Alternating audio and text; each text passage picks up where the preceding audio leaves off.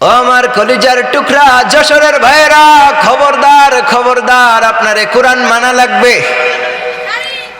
আপনারে জমিনের উপরে থাকতে হাদিসের উপরে নিজের জীবনটা চালানো লাগবে।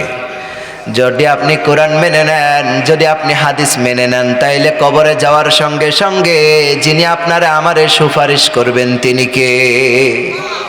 আহা, তিনি আমার পয়গম্বর। তিনি আমাদের সুপারিশ কইরা ডাক দিয়ে বললে, ও আমার উম্মতেরা, দুনিয়ার জমিনে তুমি আমার সুন্নাত মানছো, যাও আমি পয়গম্বরের সুপারিশ আজকে জান্নাতে চলে যাও। এজন্য আমার প্রিয় ভাইরা, জমিনের উপরে আল্লাহর দাসত্ব করার দরকার আছে না নাই? কারা কারা মানবেন রবের উপরে দুই হাত তুলে বলেন আল্লাহু আকবার। সবাই রবের দাসত্ব করবেন। আল্লাহ তাআলা আমাদের সবাইরে কবুল করে নিক। সবাই পড়েন আমিন। আমার ভাইরা, এটা কার সুর বলতে পারবেন? আহা, এই মানুষটারে অনেক যুবক ভাইরা অনেক ভালোবাসে, ঠিক কিনা? শুধু হুজুরদের ভালোবাসলে হবে না, এই হুজুররা যেই পথে চলতে বলে, যেই পথে আছে সেই পথে চলার দরকার আছে না নাই?